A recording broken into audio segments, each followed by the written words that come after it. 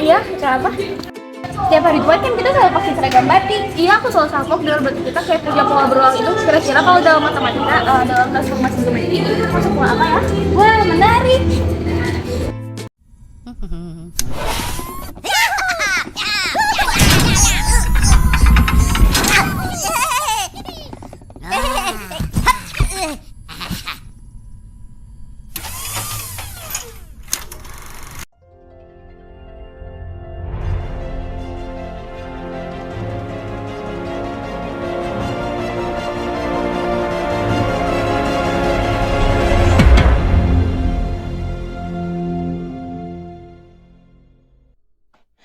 Assalamualaikum warahmatullahi wabarakatuh. Pada kesempatan kali ini, izinkanlah kelompok kami untuk memaparkan atau mempresentasikan hasil dari proyek matematika kami, yaitu dari kelompok matematika wajib kelompok 5, dengan anggotanya yaitu Devina Rashidah, Olivia Dwi Nugraini, saya sendiri, dan Zalfa Alivia Rahim. Dengan judul proyeknya yaitu penerapan transformasi geometri dalam batik Nusantara Etnomatika. Tugas ini disusun untuk memenuhi tugas mata pelajaran matematika wajib dengan guru pembimbing yaitu Ibu Salma Azahra.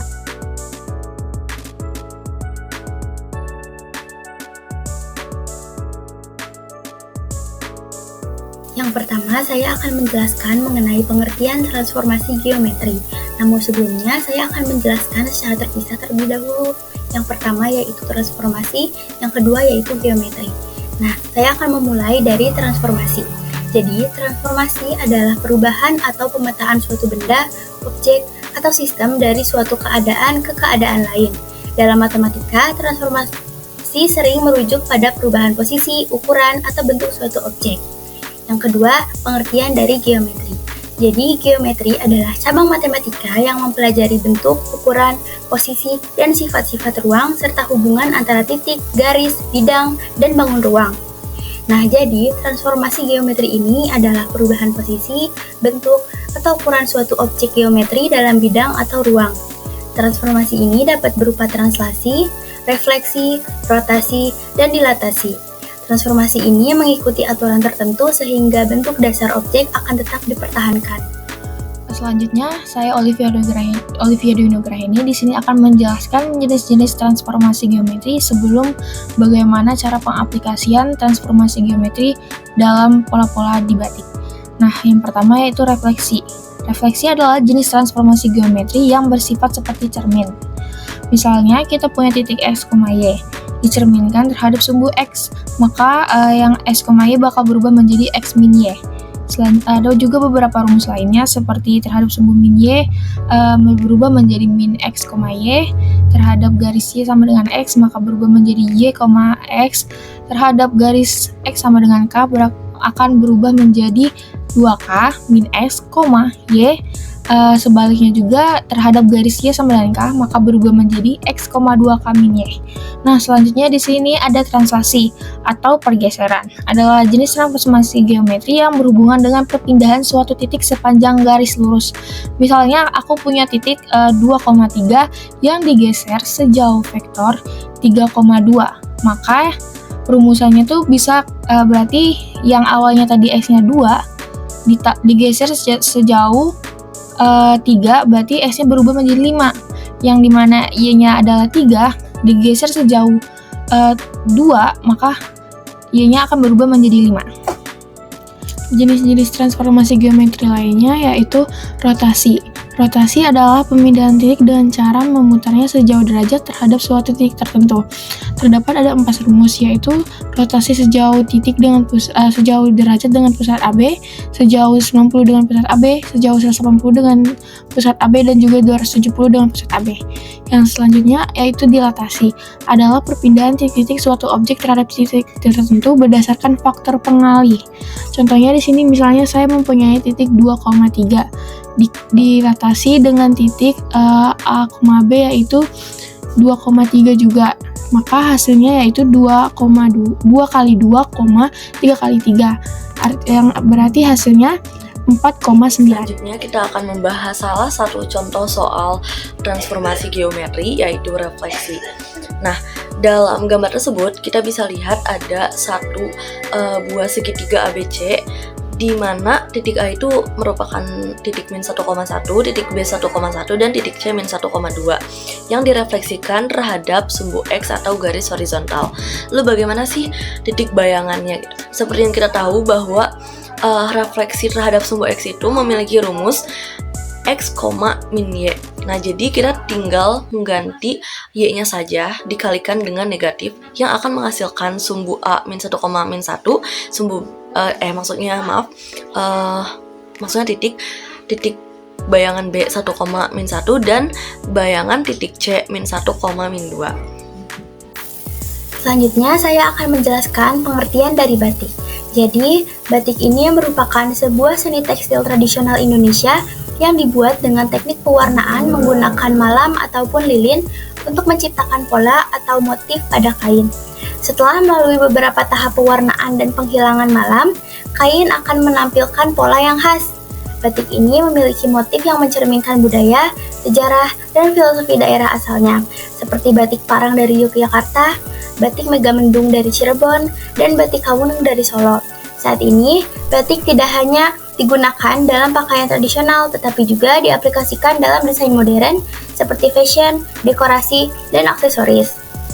Dalam pembuatan proses batik ini, baik secara tradisional ataupun modern, khususnya dalam proses pengukiran pola dan motif pada kain, akan menggunakan konsep-konsep pada transformasi geometri. Misalnya, dalam motif batik tradisional seperti batik Parang, terdapat pola yang berulang menggunakan teknik translasi untuk menciptakan kesinambungan dalam motif. Selain itu, banyak motif batik yang bersifat simetris, yang merupakan hasil dari refleksi, seperti motif batik Sidomukti. Rotasi juga sering digunakan untuk menghasilkan pola melingkar atau berpola spiral, seperti pada batik Megamendung. Sementara itu, teknik dilatasi dapat diterapkan untuk menciptakan ukuran motif dalam suatu desain kain. Baik, pada kesempatan kali ini, izinkanlah saya untuk menjelaskan mengenai apa itu etnomatika. Etnomatika adalah bidang studi yang mengkaji bagaimana konsep dan praktik matematika berkembang dalam berbagai budaya. Istilah ini pertama kali diperkenalkan oleh Ubiraton de Ambrosio pada tahun 1977 untuk menunjukkan hubungan antara matematika dan konsep budaya tertentu. Dalam etnomatika, matematika tidak hanya dipahami sebagai disiplin formal yang diajarkan di sekolah, tetapi mencakup cara-cara tradisional masyarakat dalam menghitung, mengukur, mendesain, dan memecahkan masalah berdasarkan kearifan lokal. Di dalam sini terdapat contoh-contoh dari etnomatika, yaitu yang pertama, sistem bilangan tradisional seperti sistem bilangan suku Maya atau suku Batak. Nah, yang kedua, pola geometris dalam seni dan arsitektur, misalnya batik, ukiran, atau desain rumah adat. Nah, untuk yang poin nomor 2 ini mungkin kita akan lebih mengkerucut pada batik nantinya. Selanjutnya, yang poin ketiga, terdapat teknik perhitungan dalam pertanian atau perdagangan, seperti metode tanam berdasarkan kalender tradisional.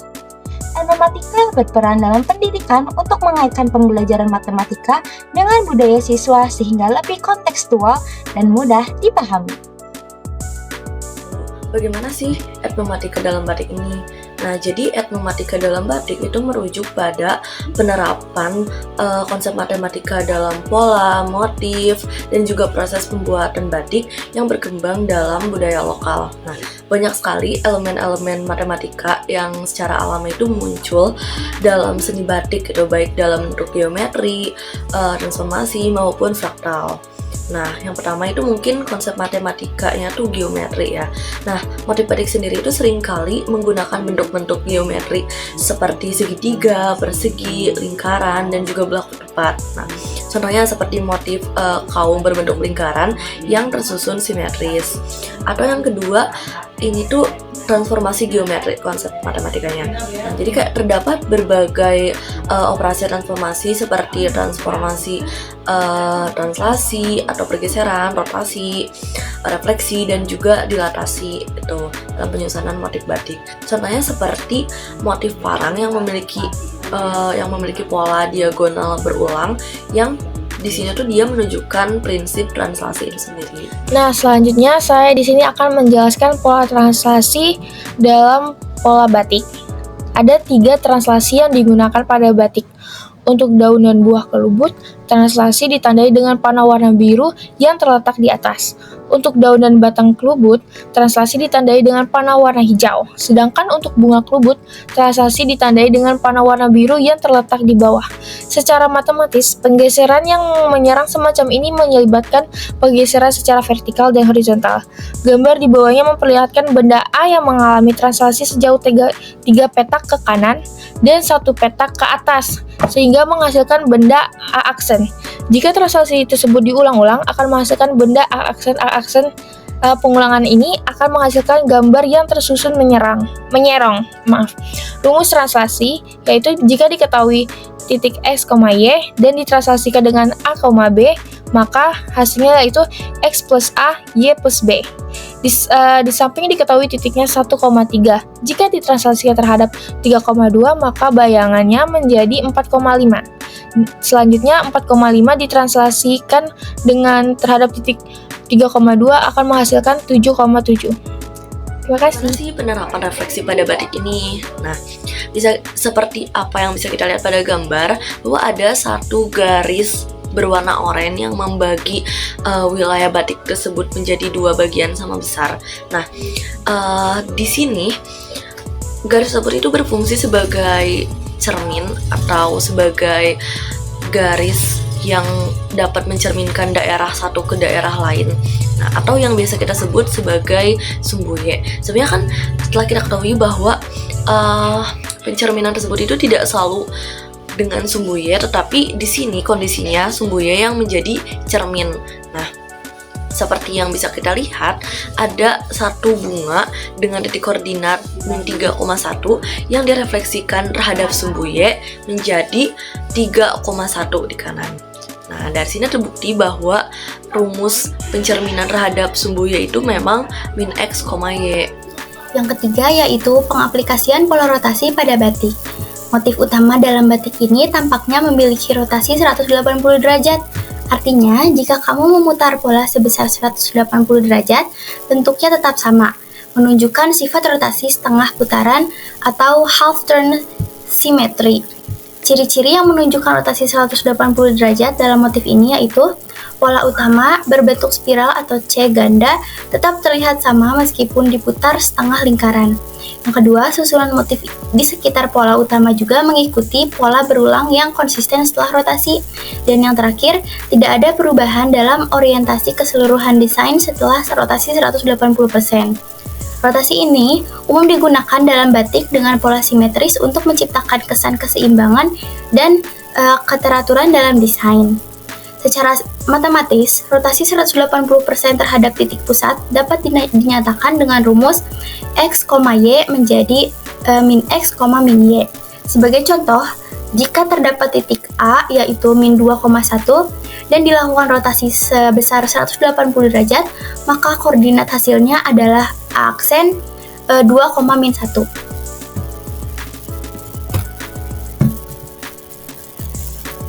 Nah, baik teman-teman, kali ini adalah penerapan pola dilatasi dalam sebuah motif batik. Teman-teman bisa lihat di sebelah kiri terdapat sebuah motif batik, yang dalam motif batik di samping ini terdapat pola bunga yang terlihat berbeda ukurannya karena hasil dari dilatasi. Loh, gimana ya menentukan dilatasinya?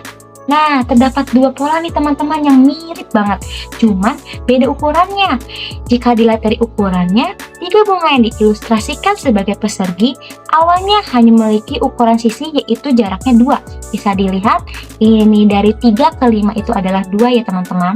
Kemudian ketika didilatasi menjadi lebih besar, ukuran sisinya berubah berjarak menjadi 4. Nah, 4 ini tuh bisa dilihat dari koordinat walaupun kurang tepat ya teman-teman.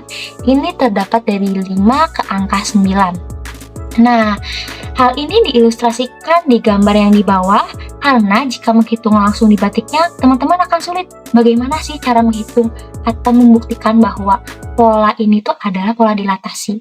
Sebelumnya, gimana sih cara menentukannya? Kita akan menggunakan rumus di bawah ini, yaitu dilatasi titik P X, Y dengan pusat O yaitu 0,0 dengan faktor skalanya yaitu K. Nah, teman-teman bisa dilihat jika masing-masing dari X dan Y itu akan dikalikan oleh K untuk mendapatkan hasil bayangannya.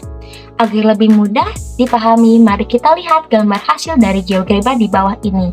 Sesuai dengan rumus, maka hasil perhitungannya adalah seperti di bawah. Tapi gimana ya tentunya? Nah, ini terdapat kotak yang kecil, akan saya pindahkan ke dalam sebuah GeoGebra, yaitu kotaknya kecil juga nih, sama. Terus yang kotak besar dipindahkan juga ke dalam GeoGebra menjadi kotak yang besar juga, teman-teman.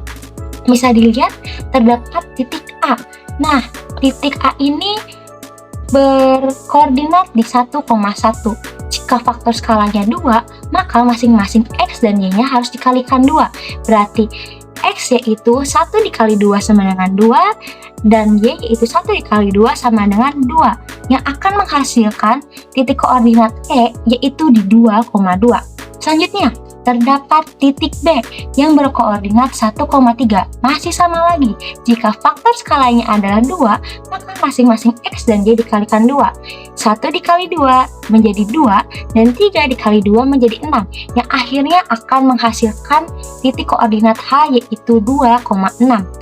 Titik C sama lagi, miriplah dengan titik A, yaitu bertitik koordinat 3,3, yang jika dikali faktor skala 2, masing-masing dikalikan 2. 3 kali 2 sama dengan 6 sebagai X, 3 dikali 2 sama dengan 6 lagi sebagai Y. Maka titik koordinat G adalah 6,6. Lanjut teman-teman, untuk titik koordinat D ini nanti akan berubah menjadi titik koordinat F. Nah, titik koordinat D kita kalikan dengan faktor skala 2, yaitu 3 dikali 2 menjadi 6, dan 1 dikali 2 menjadi 2. Maka titik koordinat F adalah 6,2. Sampai di sini mungkin akan mudah dipahami ya teman-teman. Baik, kali ini terdapat pola fraktal. Nah, pola fraktal ini adalah salah satu pola yang mungkin bisa disebut umum lah ya di dalam sebuah batik. Namun pola fraktal ini tidak termasuk ke dalam transformasi geometri atau transformasinya ya.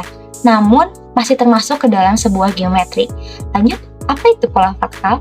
Pola fraktal adalah bentuk geometris yang memiliki sifat self-similarity.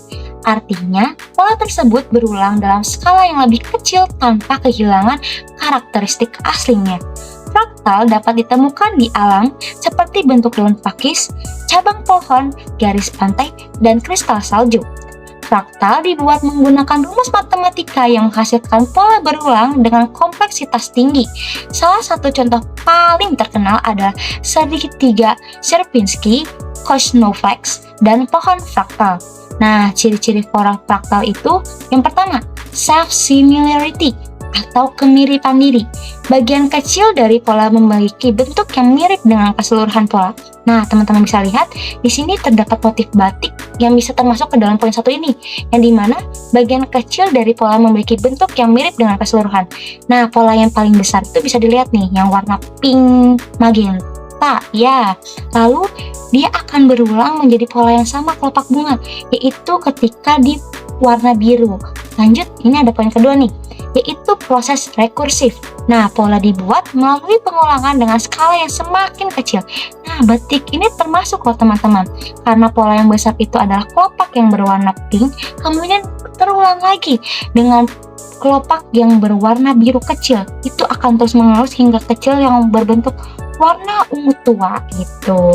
Lanjut, yang ketiga, yaitu ada dimensi non-Euklidean, yaitu fraktal tidak memiliki dimensi bulat seperti garis, bidang, atau ruang, melainkan memiliki dimensi pecahan misalnya antara 1 dan 2. Begitu teman-teman mengenai pola fraktal. Baik, setelah pemaparan materi tadi, dapat disimpulkan bahwa transformasi geometri tidak hanya berperan dalam estetika batik, tetapi juga mencerminkan kecerdasan dan kreativitas para pengrajin dalam mengembangkan pola yang harmonis dan bernilai filosofi. Dengan memahami konsep-konsep matematika dalam batik, kita dapat mengapresiasi kekayaan budaya Nusantara sekaligus mengembangkan inovasi dalam desain tanpa meninggalkan akar tradisionalnya. Baik, sekian yang dapat kelompok kami sampaikan. Mohon maaf bila ada salah kata. Terima kasih atas perhatiannya. Mari kita bekerja sama dalam melestarikan budaya batik Indonesia.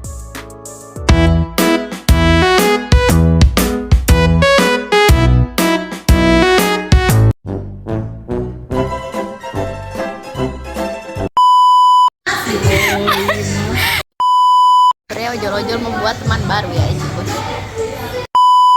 Kalau pakai batik, hari Jumat kita selalu pakai batik kan seragamnya. 3. Sekarang hari Jumat kan ya? Sekarang lagi hari apa ya?